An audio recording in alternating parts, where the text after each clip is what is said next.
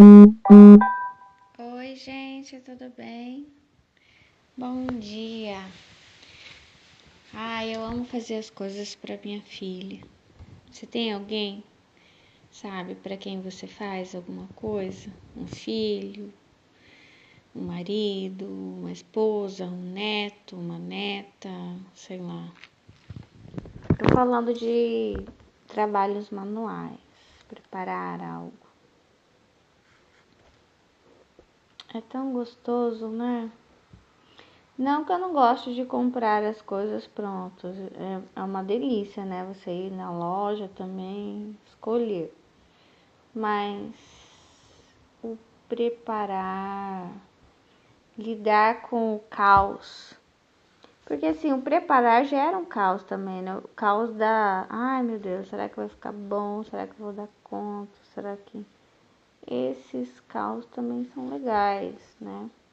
Eu tô terminando uma bolsinha que é no tom azul bebê para minha filha, que o tema é da Blue.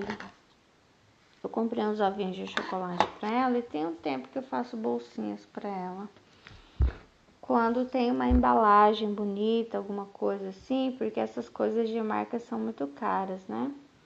Então às vezes eu aproveito aquela arte visual ali, né? Aquela imagem, eu recorto, eu monto. E já faz um tempo que eu gosto de mexer com artesanato. Só que não é para ganhar dinheiro, é para fazer para minha filha. Eu já tentei ganhar dinheiro com artesanato, não rola. O que eu já fiz também? Já tentei essa área, entendeu? Do comércio de artesanato. Já fiz muito colar na época dos primeiros anos da faculdade. Primeiros não, acho que o primeiro ano. Eu fazia bijuterias. E não, eu senti assim que eu teria que, para eu vender tudo, eu teria que vender abaixo do preço de custo, quer dizer, eu teria que ter prejuízo. E eu gosto de ser honesta comigo mesma, colocar, é o que eu sempre falo para as pessoas, eu vejo as pessoas falando assim, eu gastei, sei lá, 15 reais com material, e aí elas querem vender por 20. E aí eu pergunto, você colocou o ônibus que você foi lá comprar? Ou o ônibus, ou o Uber, ou a sua gasolina? Você colocou a sua mão de obra? Primeiro, elas acham, geralmente são mulheres, né? Elas acreditam, desculpa pelas notificações.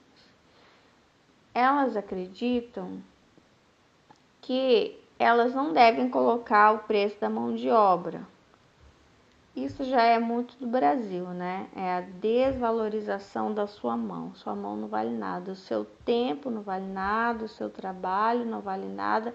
Agora, as pecinhas, essas sim podem ser contadas. E o gasto da sua mão, do seu dedo, o seu tempo, o seu carinho, não. Isso aí não tem valor nenhum. Uma miçanguinha vale mais do que a gente, né? Então, não. E aí, eu sempre vi. Por isso que quando alguém ganha dinheiro com artesanato, não é quem vende aqui, quem vende para fora. Quem vende para europeu, por exemplo, né? Porque aqui não, tem que exportar. Tem que vender para quem dá valor. Aliás, para tudo, né? Eu tava pensando sobre isso, a última mensagem que eu fiz para vocês, sobre relacionamento, para quem é solteiro ou separado, divorciado, enfim. Eu tava pensando sobre o que o meu pai dizia, né? Se não fizer quando é namorado, depois que casa, não faz. E aí eu tava pensando, né? Porque o livro fala assim também. Olha, eu já mudando de assunto, mas deixa eu falar porque esse pensamento veio agora de manhã em mim. O livro fala assim também, vai devagar, cuidado para não dar tudo de uma vez, sabe? Todo o seu carinho, toda a sua atenção, enfim, dá tudo que você tem logo de uma vez, entendeu? Deus me deu a visão de, por exemplo, quando você entra numa loja e você quer, eu tenho uma fita, ó, essa fita de cetim azul, linda. Eu chego e falo assim, quanto que tá pra moça? Imagina um rapaz que quer comprar essa fita de cetim. Quanto que tá essa fita de cetim? Daí a moça fala assim, 10 centavos. Aí vai todo feliz e contente e leva a fita de cetim por 10 centavos, né? E daí passa sempre comprando essa fita de cetim por 10 centavos. E aí um dia, né, você cansada de entregar a fita de cetim por 10 centavos, você que não ganhava um bombom, que não ganhava um bilhetinho, uma carta de amor, uma declaração de amor, sei lá, por WhatsApp, rede social, qualquer, sabe, essas coisas que a gente gosta. Nada de especial, nem, sabe, nenhum reconhecimento. Um certo dia você resolve, o rapaz entra na loja para comprar a fita de cetim, você resolve dar o preço que você acha que você merece. Não, essa fita de cetim hoje está por, vamos colocar, sei lá, R$1.000. Uau, não, eu não quero, eu já tô comprando há tanto tempo por 10 centavos. Não vai fazer, entendeu? Então, sim, é questão de, às vezes a gente valoriza, então assim, nem todo mundo quer valorizar, porque as coisas baratas e mais fáceis são mais fáceis mesmo, são mais baratas, né? São mais disponíveis, né? Com mais, eu digo assim, menos tempo você consegue aquilo que é mais barato, né? Aquilo que é caro demora mais tempo, né? Mas você vai dar mais valor também. Se você baixa, por exemplo, abaixar o seu preço aí do nível relacional, rapidinho você tá com alguém. Rapidinho. Com 1, com 2, com 3. Agora, se você começar a aumentar o seu valor, não tô falando de dinheiro não, tá? Tô falando de autovalorização, até do seu trabalho. Fica mais difícil, mas você vai se sentir melhor, entendeu? Às vezes minha mãe dizia umas coisas bem duras pra mim, sabe? Quando ela via que eu não estava me valorizando. Mas eu não vou falar aqui não. Quem sabe um dia eu escrevo. E às vezes eu ficava brava, mas era verdade. Eu tô costurando aqui e na verdade não era pra falar sobre isso. Era pra falar sobre coincidências. Essa bolsinha que eu tô fazendo, antes de eu continuar eu vou tomar água. Tá me dando muita sede. Hoje de manhã, não, ontem à noite eu percebi que eu diminuí o nível de água que eu tô tomando, a quantidade. Acho que é porque vem esfriando. E eu falava sempre pra vocês, olha só, quando a gente ensina, a gente se autodomina. Quando você para de ensinar o outro, você para de se autodominar também. Olha que incrível. Por isso que não é para você ficar só grato porque alguém está te ensinando. Quando essa pessoa está te ensinando, ela está se autodominando. Quando alguém falar de Jesus para você, tudo que a pessoa ensina para você está valendo para ela também. Porque se ela parar de falar, ela perde as estribeiras também. Foi o que aconteceu comigo.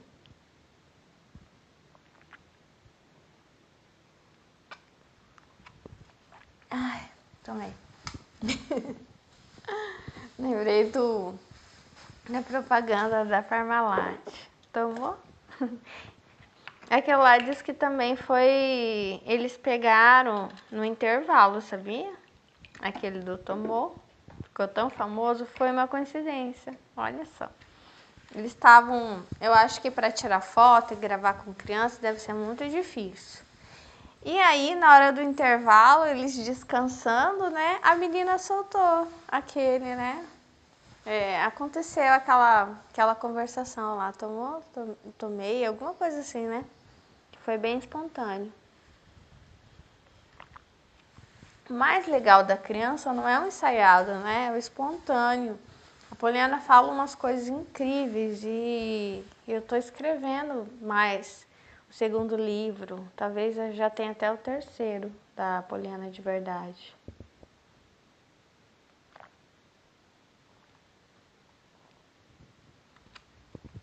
A Poliana ama a vida. Ela já ama os fetos. Uau.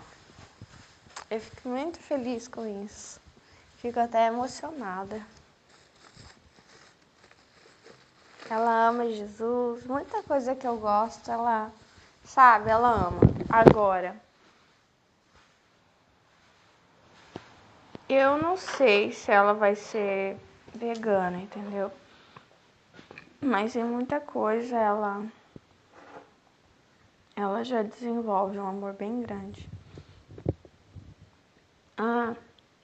A bolsinha. A bolsinha é branca e azul. Eu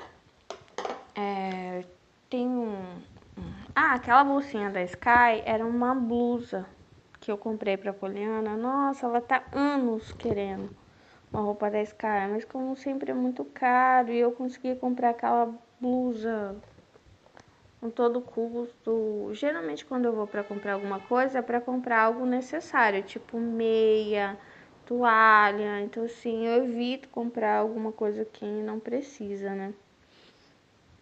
Mas aquele dia eu consegui comprar aquela blusa pra ela. Coitadinha, ela usou acho que umas 2 vezes só. A blusa manchou inteirinha. Eu falei assim, nossa, que crueldade com a menina, tadinha.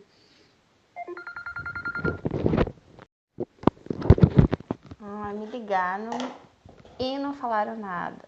Pra variar, né? E aí, vou tomar um café agora. É a deixa.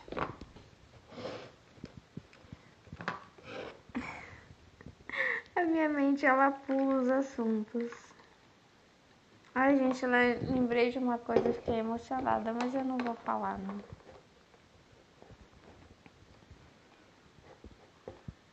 Talvez eu vou falar, então. Nossa, me veio à mente porque esses tempos eu ganhei um monte de livros de literatura antigos, de José de Alencar, como eu tenho lido para vocês, o Birajara, outras coisas. E, nossa, até com vontade de chorar, que eu lembrei da minha avó. E veio na minha mente esses livros. E como eu tenho falado para vocês de demonstração de afeto, então tem correlação. A minha avó sempre foi pobre a vida inteira, até o último dia da vida dela. E foi uma das pessoas que eu mais amei na minha vida, sabe? E quando eu olho para minha avó, ela, para mim, é uma pessoa vitoriosa, entendeu? O que eu tento ensinar para minha filha, e eu queria um pouco que vocês compreendessem que o sucesso, ele não tem nada a ver com dinheiro, com fama. O que marca na gente são essas demonstrações de afeto. É a pessoa, ela demonstra que eu te conheço, eu sei do que você gosta, eu sei o que importa pra você. E é muito estranho, juro. Eu nunca falei pra minha avó que eu gostava de livros. Nunca, não sei de onde que ela tirou isso. Nunca. Um dia ela me chegou com vários livros. E nossa, agora eu tô pensando, nunca falei pra ela, nunca, né? E a minha avó, ela era analfabeta. Infelizmente, eu tinha um cartãozinho que eu ganhei umas flores do meu tio e dela. E ela foi pra floricultura, a moça escreveu a mensagem, eu nem sabia, foi bom aquele cartão pra eu saber que ela era analfabeta. Ela sabia escrever o nome dela, mas ela era analfabeta, né? Eu vi pelo nome que ela escreveu. Ela quase não conseguiu escrever o nome dela, estava toda tremida.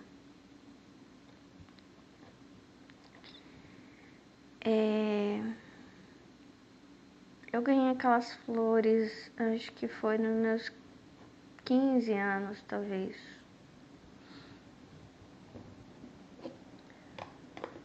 E aí, esse cartãozinho, ele estava dentro de um diário meu, alguma coisa assim. Não, eu tinha um diário e que... quando eu era pré-adolescente, eu tive uma paixão platônica e algo, talvez, E aí eu anotei ali. E aí como depois eu acabei ficando enojada daquela paixão platônica que eu tive, eu arranquei as folhas e falei assim, não. Fiquei meio decepcionada com aquele rapaz e achava que não tinha nada a ver. E aí o diário virou um caderno onde eu pensei, vou pedir para as pessoas escreverem algo para mim, para eu guardar, né? E eu guardei nesse caderno um cartãozinho pequeno, onde estava escrito Anésia, nome da minha avó. Todo tremido.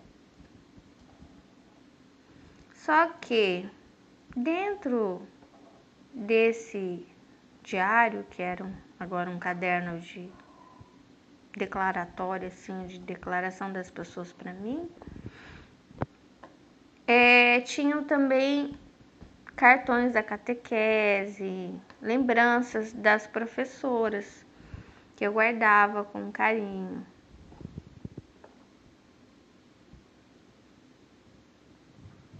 Eu era bem aplicada na catequese. Só que na época eu não conseguia enxergar as coisas que eu enxergava hoje, sabe? Inclusive, numa das vezes, como eu coloquei na mensagem lá para vocês, verdade ou mentira, numa das vezes que eu ia a pé com uma amiga, né? No caminho, eu vi um homem, na época não era míope ainda, e aí ele fez um sinal obsceno para mim. E é muito perigoso você deixar eu acho que eu tinha uns 11 ou 12 anos. Uma menina dessa faixa etária sair por aí, nem que seja para ir à igreja ou para a escola, a pé, sozinha. Eu lembro daquele homem até hoje. E eu fiquei muito enojada, e assim, como eu já passei por isso e já percebi na época, a partir dos 9, né, esse assédio, né, em cima de mim, eu sempre cuido muito minha filha e não tenho intenção de deixar ela sair sem a minha presença por aí, porque eu sei que essas coisas acontecem, né?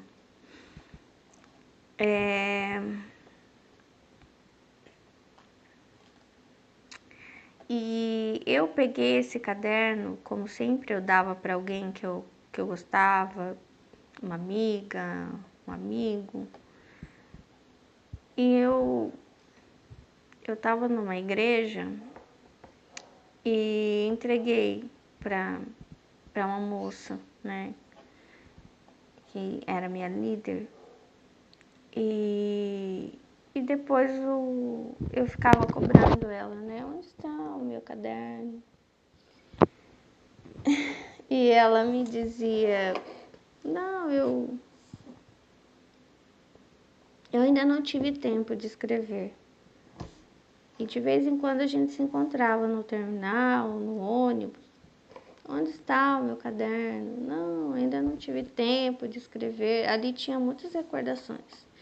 Escritos do meu pai para mim, da minha mãe, de outras pessoas também que com o tempo se afastaram da minha vida, né? Mas que deixaram lembrança ali para mim. E aí, depois de bastante tempo, ela sempre dizia, não tive tempo, não, eu não... Ela começou a dizer para mim, não, você nunca me entregou esse caderno. Acho que você está enganada. E aí ela começou a dizer para mim que foi um mal-entendido. E ela começou a mudar a conversa dela, porque como já tinha feito bastante tempo, ela começou a dizer que eu nunca tinha entregado o caderno para ela. E eu fiquei assim, pasma. Eu não acreditava que ela estava fazendo aquilo, né? Que ela tivesse perdido o caderno. Me veio à cabeça que ela tinha queimado o caderno, porque tinha lembranças ali da catequese, né?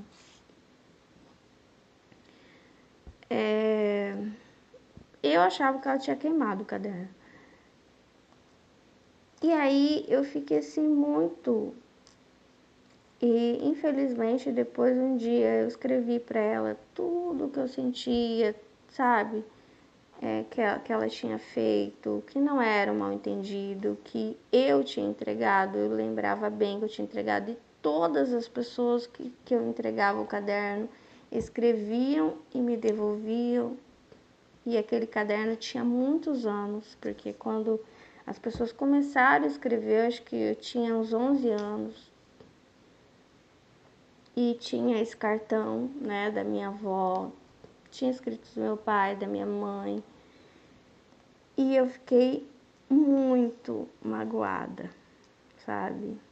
E ainda ela me fez sentir mal por ter cobrado, porque ela disse que ela tinha me ajudado muito, que eu era ingrata, não sei o quê.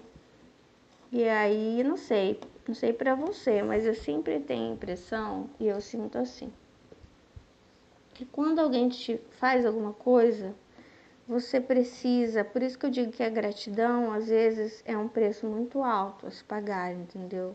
Porque a pessoa faz com que você sinta que você deve a tua alma para ela, entendeu?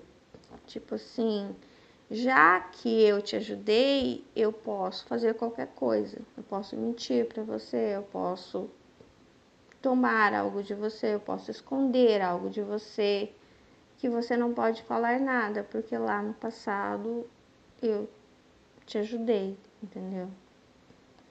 Então, assim, é como se fosse você, tá tudo pago, eu posso fazer qualquer coisa que está pago.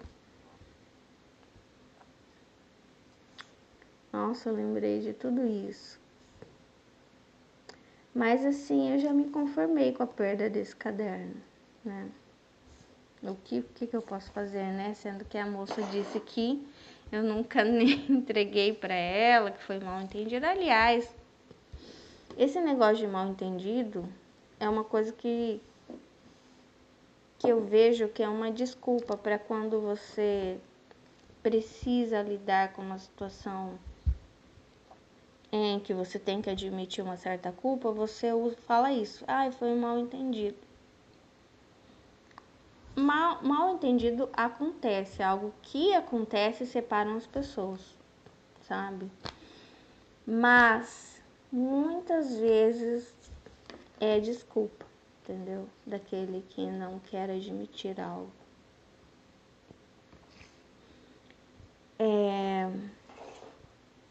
Mas a bolsinha tá aqui, essa bolsinha foi a coisa mais estranha, porque eu achei um retalho ali de uma blusa minha também que manchou, branca. E aí eu fui virar ela do avesso para ver se eu costurava na base, na parte mais larga, e deixar a parte da boca.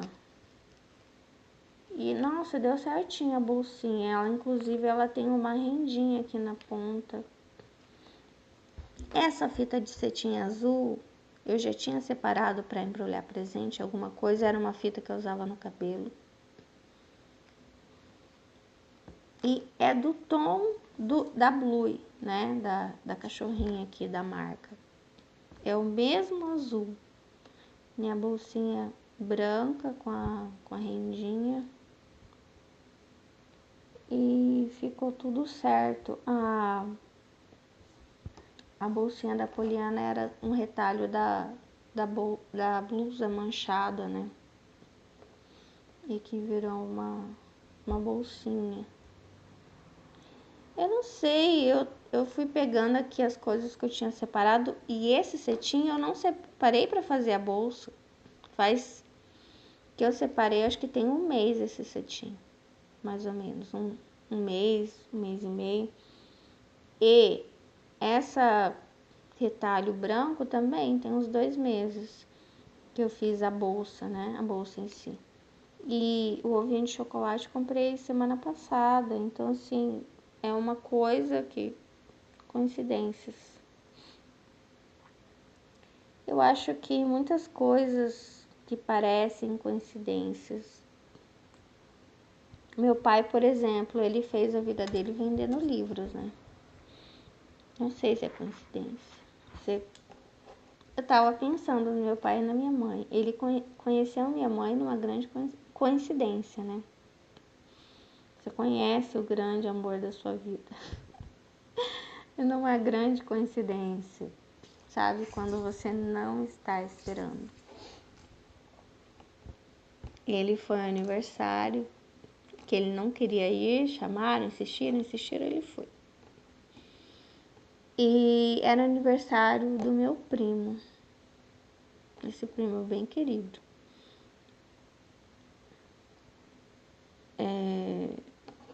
Quando meus pais estavam no Japão, eu até quero colocar aqui. Minha mãe sempre dizia, ele sempre fazia questão de vir visitar a gente. Meu primo fazia questão de ir lá sempre visitar com a esposa dele, os meus pais. Acho que tinha uma ligação bem forte, né, com meus pais. E foi no aniversário dele, de 1 aninho, que os meus pais se conheceram.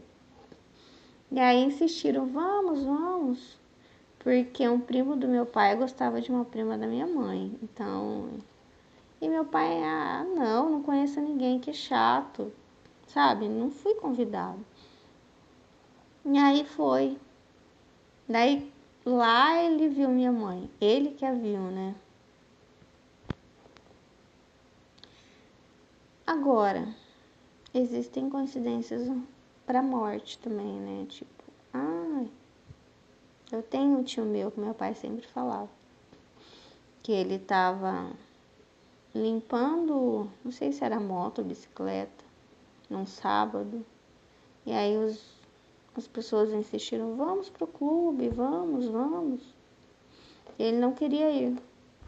E aí ele foi, e lá nesse clube, que a gente nunca ia, porque minha mãe falava, nunca vamos nesse clube, lá que seu tio faleceu, morreu, né? Ele foi tentar atravessar o rio, deu cãibra em uma perna, parece que deu cãibra na outra. Não sei como que eles sabem depois, né? Minha mãe contava assim. E ninguém viu. Aí ele se afogou, ninguém viu. E meu pai sempre ficou bem sentido, ele sempre falava. Gostava muito desse irmão. Coincidências e coincidências, mas Deus determina a hora, né? Do nascimento. A natureza resolve as coisas por isso. E Deus tem me mostrado isso. A natureza resolve, sabe? Não, Deus cria a necessidade junto com a solução.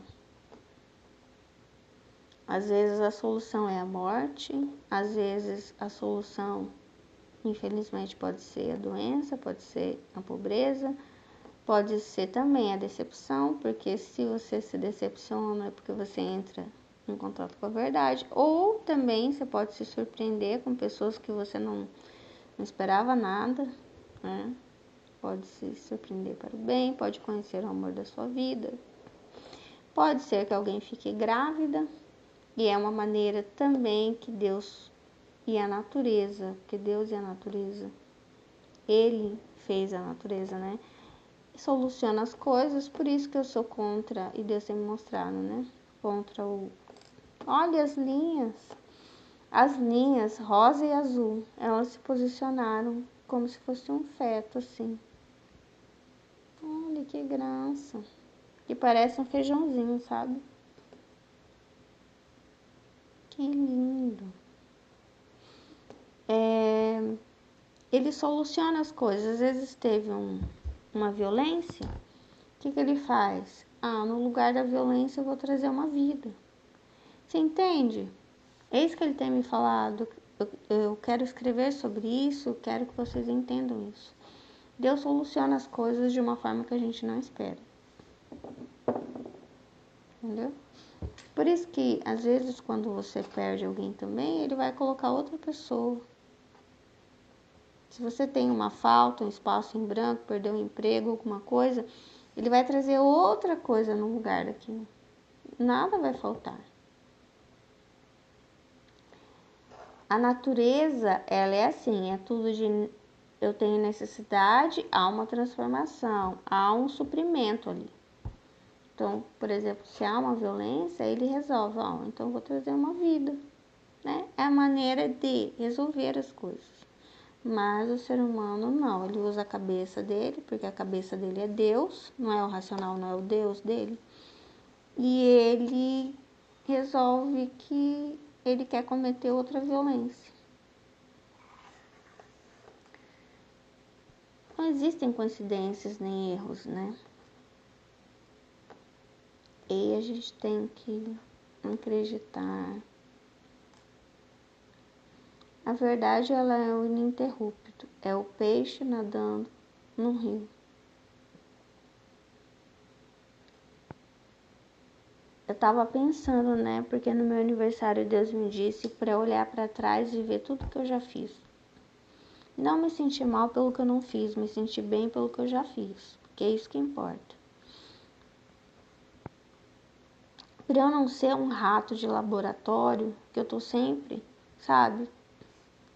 Ou aquele coelho, estou atrasado, estou atrasado. Essa não é a primeira bolsa que eu faço para minha filha. As coisas que eu fiz para minha avó e agora eu quase chorei. Ela já morreu e isso nunca vai se apagar dentro de mim, a sensação de amor que ela causou em mim, entendeu? E é isso que a gente deve causar nas pessoas, que elas se sintam amadas, amadas. É claro que ao longo da vida, às vezes a gente não vai dar a impressão para as pessoas que elas são amadas, pelo contrário.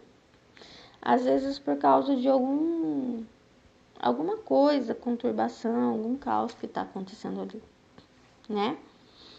Deus já me moveu para pedir perdão para as pessoas, né, nos últimos anos, coisas que eu lembrava, assim, de muito tempo, às vezes até da infância, e que passei por muitos anos e você pode achar que é bobeira. Para mim nunca é besteira.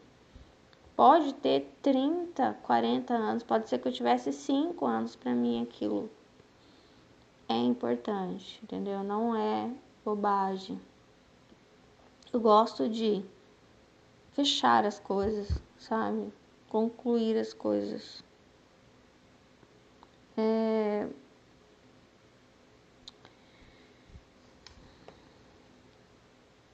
E às vezes consigo mesmo também, né? com o tempo, quando você passa por uma coisa pela primeira vez, é mais difícil. Quando você passa por uma segunda, vai ser mais fácil, entendeu?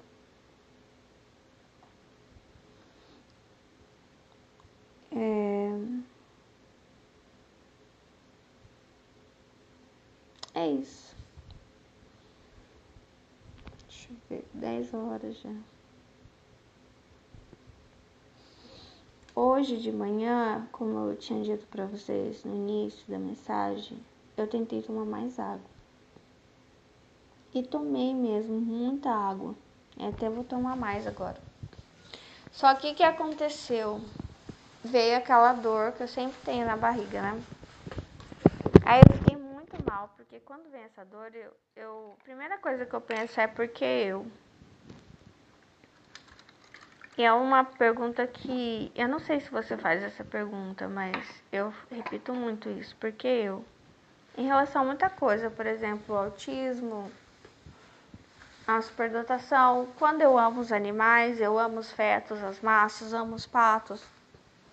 Eu também me pergunto por que eu. Se Deus me apresentar também uma oportunidade muito boa, do qual eu me sinta inferior ou incapaz, eu também vou me perguntar por que eu, sabe?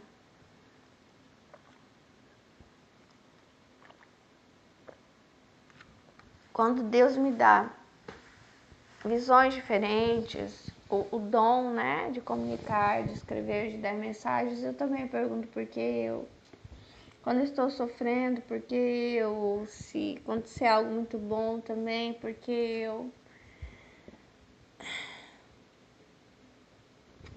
Mas aí tava doendo muito e eu pensei em deitar. Eu não gosto de deitar. Pra eu deitar é porque realmente eu tô muito mal. Você nunca vai ver eu deitada. Eu não deito. Só deito pra dormir mesmo. Muito difícil. E aí eu vim pra fazer a bolsinha e esperar. E quando doeu, eu lidei melhor, né? E tô lidando melhor com essas dores. Apesar de ter a pergunta ficar assim, na nuvenzinha na minha, acima da minha cabeça, porque eu comecei a pensar em não pensar sobre a dor. Ver fazer algo de positivo, que seria fazer essa bolsa. Eliminar os pensamentos em relação a essa dor. E entregar. Tipo, ele sabe por quê. Por que que tem doído. Tem doído sempre, tipo, de ir a especialista, de ver o que é isso. Ele sabe, então deixar. Não pensar, suportar. Porque outro dia ele me disse suporte. E depois que ele me disse suporte, algumas horas depois, acho que umas 2 horas depois, ele me disse alegre-se. E assim, parece que não combina, tipo, suporte e alegre-se, porque quem tá suportando não consegue se alegrar. Mas foram as duas frases que ele me disse. Ele me disse primeiro suporte e depois ele me disse alegre-se. Ai, ficou muito longo, mas eu ainda quero falar outra coisa, porque eu falei pra vocês que eu nunca deito, é mentira. Eu nunca deito assim, raramente, mas tem uma coisa que começou a acontecer comigo, que é uma maneira de lidar com depressão e é meio que eu não sei explicar, um chamado do céu, alguma coisa. Tem algumas partes do dia, às vezes pode ser à tarde, em que eu sinto necessidade de deitar e dormir.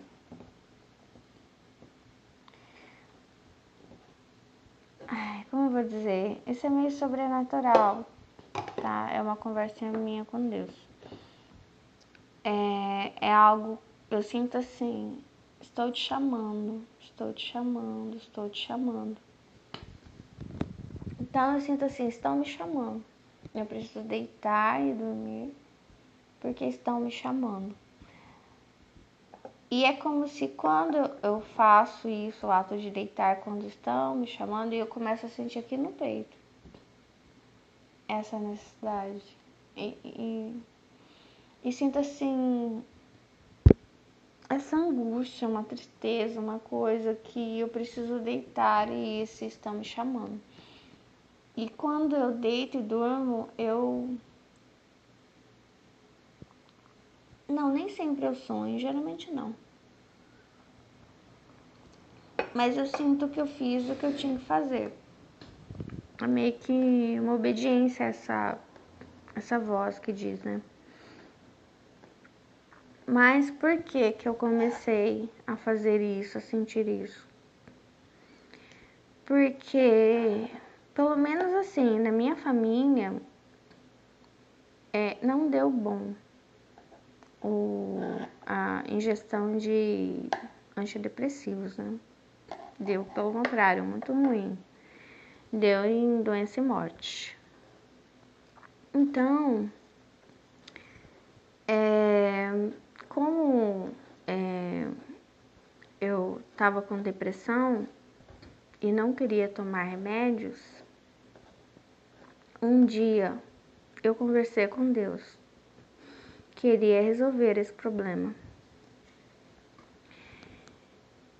Deus atende. Ele faz o seu corpo mudar, né? Eu já falei que Deus tira gosto, sabe? Se você gosta muito de carne, ele tira o gosto pelo leite, ele tira o gosto pelo cigarro, ele tira o gosto pelo sexo fácil, pelo sexo pago e outras coisas, ele muda.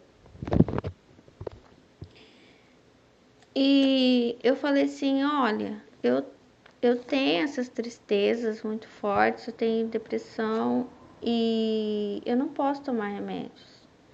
Porque na minha família aconteceu isso, doença, morte, tudo por causa de ingestão e eu não posso correr o risco, né? E pode ser que geneticamente eu seja uma pessoa propensa a se tomar esses remédios que todo mundo toma, né? É bom. E eu vejo as pessoas estão 30 anos, 40 tomando antidepressivo e nunca se curaram da depressão, né? E aí eu fico desestimulada a tomar, fora o risco de eu morrer, literalmente.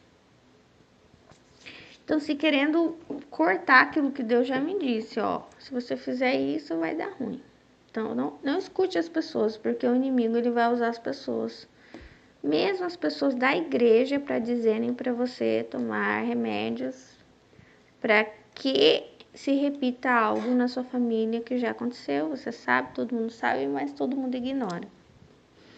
Porque todo mundo faz, mas você não é todo mundo. Então, um dia eu conversei, então nós vamos resolver isso, né? E aí eu falei assim, quando eu estiver muito triste assim,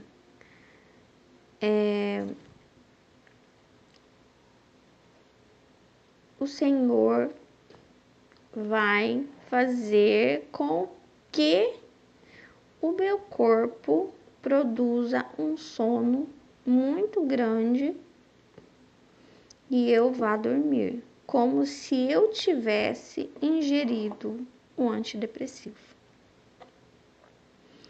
O Senhor vai fazer isso. Eu não vou tomar antidepressivo. Eu não vou tomar esses remédios que adoeceram e mataram alguém da minha família. Eu me recuso a fazer uma coisa, né, dessas.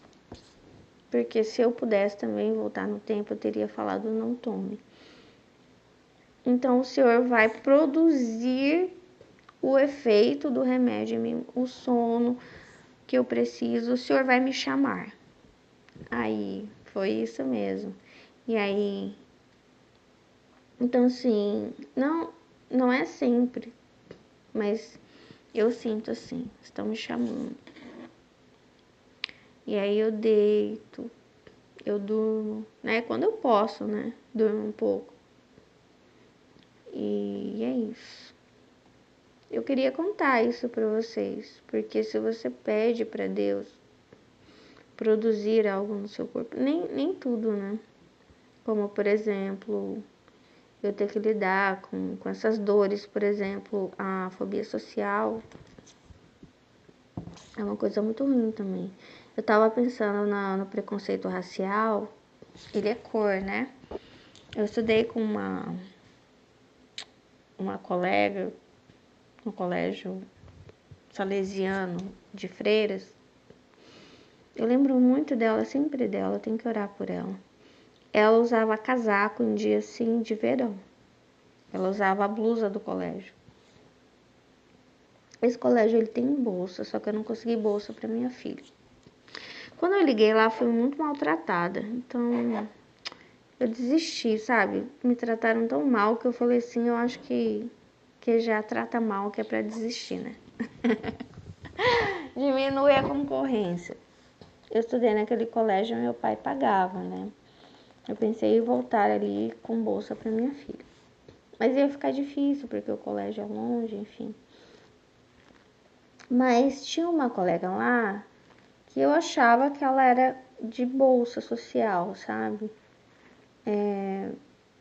E ela era negra. Eu gostava muito dela e me deixa triste lembrar dela pelo jeito que ela se posicionava ali dentro da escola. Talvez ela por estar ali com bolsa, diferente das outras pessoas, não sei se ela sabia, tipo, ai, vem lá de longe do bairro e essas meninas aqui tem outras condições que eu não tenho, a minha cor, enfim. Não que na sala não tivesse meninas morenas, mas acho que negra só tinha ela. Eu estudei com muitas pessoas morenas, que hoje até o pardo, né, considerado negro. Mas assim, negro, eu lembro de estudar com um menino só. E esse menino, ele não se comportava como essa menina. Ele era um menino alegre. Ela não, ela era muito triste. Estudei com essa menina que eu sempre lembro dela por causa da enorme... pelo jeito que ela se posicionava de modo subordinado, entendeu? Ela usava os casacos no verão e um dia eu questionei ela. E ó que eu autista, eu não questionava, eu sempre era muito quieta. Eu lembro que eu acho que eu fiquei amanhã, uma parte da manhã ali no intervalo, falando com ela por que ela usava casaco no verão. E eu sentia que não só ela usava o casaco, parecia que ela queria esconder a mão. Ela puxava assim, toda hora puxava, tipo assim. Se ela pudesse, ela escondia a cara, usava touca. Ela usava a burca se ela pudesse para se esconder. E eu sentia que ela queria esconder a cor dela, que ela se sentia inferior. E aí, outro dia, acho que foi ontem mesmo, eu tava pensando com Deus sobre o preconceito, né? Em relação a autista, superdotado, tudo isso. Porque o autista, ele não é uma cor. A cor é muito visível, sabe? Você ter preconceito de uma cor é algo que fica na cara. Agora, ter preconceito de um posicionamento cerebral, por exemplo, contra autistas, né? Aquilo que eu tenho vivido, não é algo tão visível. Então, sim, é mais fácil de passar batido. Mas a gente também tenta se esconder. Existe essa cobrança de que um dia você vai ser normal, um dia você vai ser neurotípico. Nós estamos esperando isso. E um dia você vai mudar. E existem várias características que você acha na internet sobre quem é o autista, né? E que muita coisa ali, sinceramente, eu não concordo, que eu quero escrever sobre isso. Então, sim, a gente quer se esconder, ou porque a gente tem vergonha, ou porque a gente sabe que não vai ser amado sendo quem é. As pessoas estão esperando que a gente vire neurotípico. Às vezes a gente finge também, né? A gente faz um personagem de que, olhe como, né? É como se o neurodivergente fosse o imaturo e o neurotípico, ele é o ideal. O neurotípico, ele é a perfeição e o neurodivergente é a imperfeição. Entendeu? É a mesma coisa com a minha visão para os animais, ela é diferente. O ser humano, ele olha para as outras espécies de dá licença, né? Que eu sou a perfeição, eu sou a obra divina e vocês são os selvagens, os imaturos. É a mesma coisa como os neurotípicos olham para os neurodivergentes. Vocês são os imperfeitos. Vocês, entendeu? É a mesma coisa como o adulto olha para a criança. Sabe? Você é o mal formado, como o nascido olha para o feto. Você não é nada. Entendeu? Só que não existe isso. Não existe. Talvez nem passado, presente e futuro exista realmente. Entendeu? As coisas não são assim como a gente pensa. Nós não somos os donos da verdade. A verdade, ela não pode ser escrita totalmente. Entendeu? Jesus mostra isso. Quando eles vão apedrejar aquela mulher, quando ele se agacha, ele mostra que a verdade não pode ser escrita, porque ele cria a verdade a partir daquele momento. Você cria a verdade a partir de um novo posicionamento, entendeu?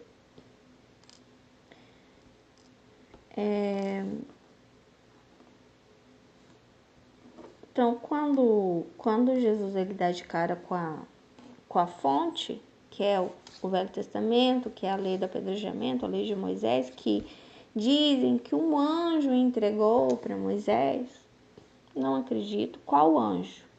Qual anjo? Porque tem os anjos caídos também, né? Jesus, ele ignora essa fonte. Ele não considera essa fonte sagrada. Ele considera a vida diante dele sagrada. Você entende? Como eu falei para vocês do altar, parece que o altar vem de uma palavra que significa matar, matança, adoração também que significa matar, né?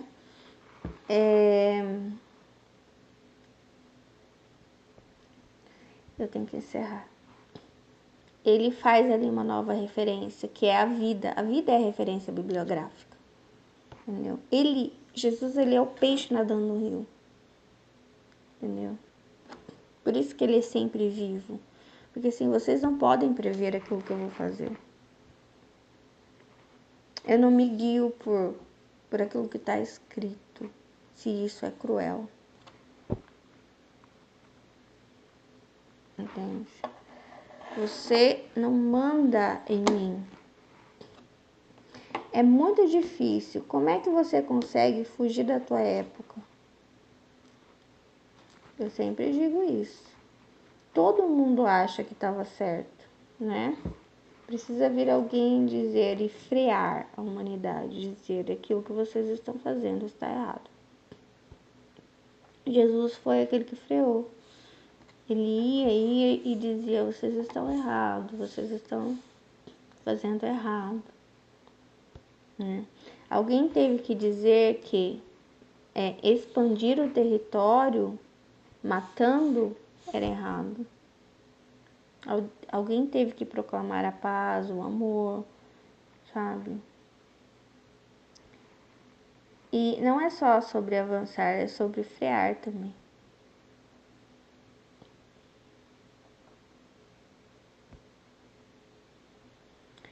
É isso, agora eu termino por aqui. Tchau, Deus abençoe vocês.